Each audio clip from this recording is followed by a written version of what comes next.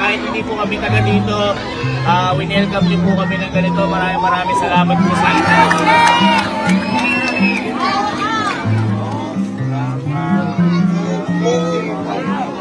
Matanda ko ba? Parang pinakabata. So, ngayong araw po, paalis kami ulit ngayon para simulan na ang pang-8 misyon. Siyam. Ha? Pang-siyam. Pang-siyam. Ayan, nandito na ako.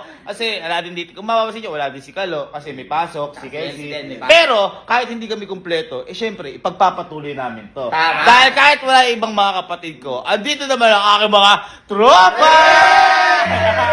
Ngayon boy, itong pang-8 mission natin na to, hango pa rin to sa karanasan namin. Kasi boy, ito, di ba?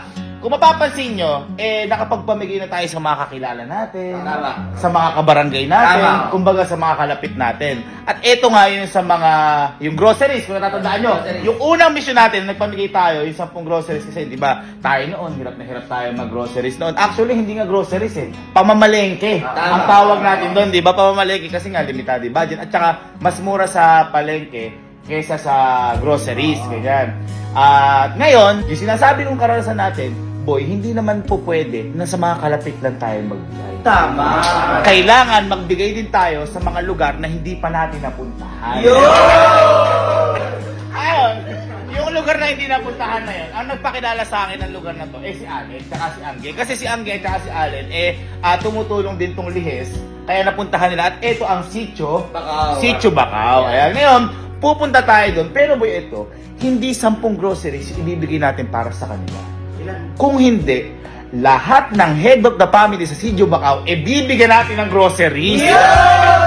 Lahatin na natin. Lahatin natin kasi malapit na matapos yung mission natin At natanong natin kung ilan sila doon, yung head of the family. 150. Kung 150 sila doon, 150 groceries din ang pamimigay natin sa kanila. Pero siyempre, hindi na natin ito makakaya kasi halos wala na tayong tulong. Kaya nagpatulong tayo dito kay paring Berms. Ayan, kay paring Berms para kontakin. Lagi natin pinagbibilan yung All Homes. Kaya ngayon pupunta tayo doon ngayon para kunin na yung mga groceries at ano na? Pupunta na kami. Ano pa natin? Tara! So, dito na kami sa all day home, Ito na kami ulit, Baka naman, Nagpatulong na tayo dito sa mga staffs ng all day, ng all homes para kasi hindi na natin kaya, baka abutin tayo ng gabi. Tama. Kasi 150 yun. Kumbaga, tinawag na natin kahapon para ma-prepare nila, tapos ngayon, para kukunin na lang natin. Wow. Hello po. Hello po. Good afternoon po. Ayan boy, lahat nung ipapamigay natin na groceries sa kanila. So, ito yung mga laman ng bawat isa. Meron tayong kape, meron tayong dilata, ayan, maraming dilata, meron tayong payless, meron tayong essential dito ng toyo at saka patis. Ayan, ganyan siya. Tsaka ano yung boy, kumbaga sila all home na rin yung pinapili natin ng mga ilalagay dyan. Sinabi lang natin na yung mga essential, yung pinakamakailangan lang. Pero sila na yung pinapili natin para alam nila yung pricing, sasakto sa lahat. So ayan yung mga na-order natin. Ayan. Habang resibo natin, parang test paper. Periodical.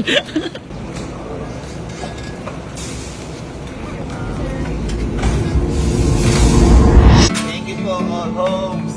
Thank you, all day home. All day home, Pwede na lang kami dito. Pwede ako mag-endorser na to,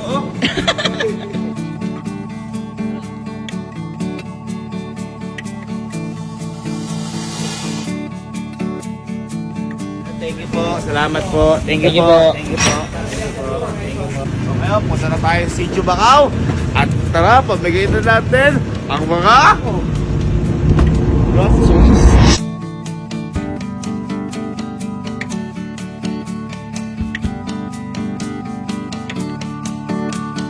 Naalala ko boy no, nag-medical mission kami sa nagmamasteral pa ako kasi may ganito kaming project na boy, parang hindi kinaya ng damdamin ko yung bata. May pinamigay kasi kami na parang delata. Ngayon yung bata, parang parang kumuha lang ba ako kasi nanghihingi siya. Binigyan ko boy ng yung corned beef na delata. Boy, nangiyak-niyak. Tapos parang kung bakit Yung pala boy, hindi pa siya nakakatake kahit kailan ng corn beef. Oh? Oo. Kaya yung yung parang eagerness ko na siguro yun din parang nag-boost din sa akin ng energy ngayon. Isa din yun. Hindi ko boy makalimutan yun. Kaya kumbaga, eto, simpleng bagay lang boy ito. Simpleng bagay lang yung gagawin na to. Pero sa akin malaking ano sa akin to, malaking impact sa akin to. Kasi syempre, hindi naman all the time. Sabi ko nga meron tayo tulad din namin dati. Kaya let's go Sitio Bacau! Go! Ito na sila. Ayan o. Ayan na sila. Konti lang yung community dito, kaya kung magtataka kayo. Pero marami din 150 heads sa family. Madami din. Kumbaga, yun, basta. Ibig sabihin, 115 pamilya pala yun.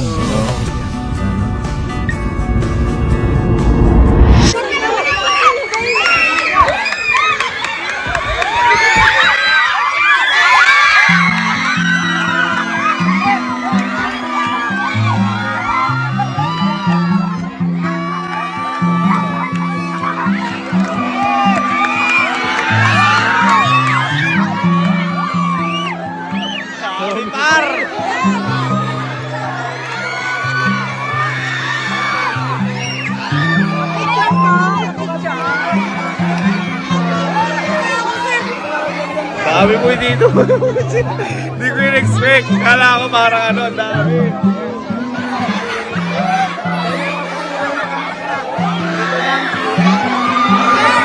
Boy, pinapasok muna kami na nangangalaga sa bahay na to kasi medyo nagkakagulo. Oo, kasi ang nakakaba maraming bata, baka may madapura. Kakagulo kanina kasi. Oo, di ba may mga bata. Boy, nakakataba boy ng puso dahil hindi naman tayo taga dito, di ba?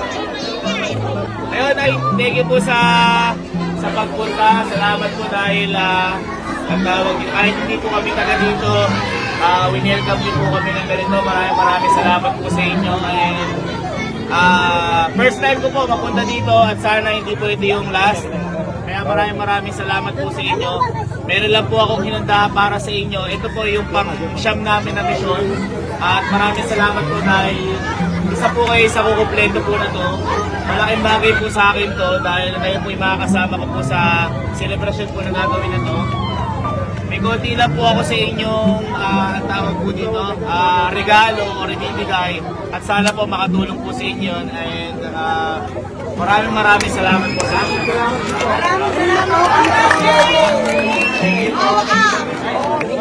Ano naman, gano'ng kadami, oh.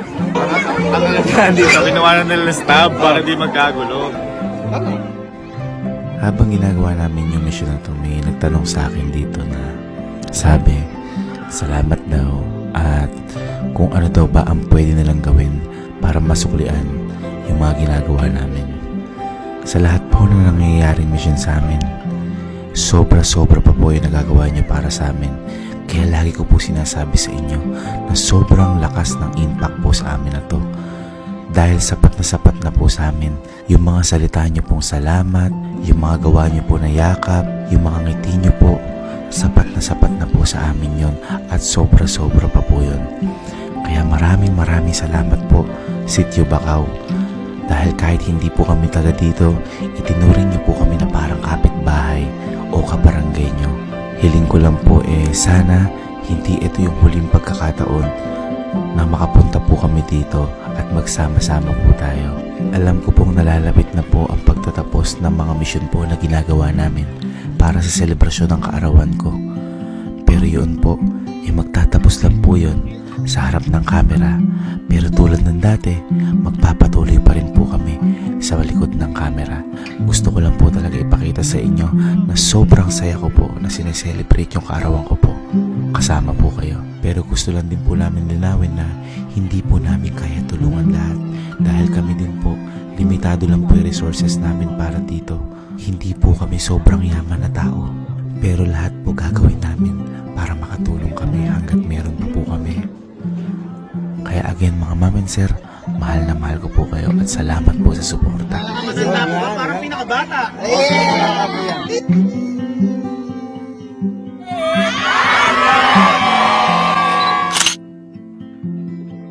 Thank you. natatapos na nga ang pang-siyam na mission natin. Kaya, at sobrang saya namin. Yes! Dahil syempre hindi biro yung naramdaman ko na to. Dahil hindi po kami taga dito sa Sitio Bacau, pero parang tinanggap nila kami na parang kabarangay nila kami. Tama!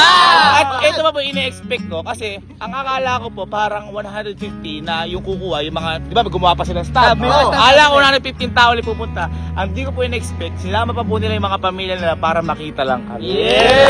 Kaya maraming salamat po. Alam ko po na konti lang po yung naibigay po namin sa inyo na yan. At sana lang po ma-appreciate nyo po yan, yung konting regalo po na yan. Ibang-iba po yung impact po sa amin na to. Tama. Sobrang sarap po sa puso, sobrang nakakataba sa puso.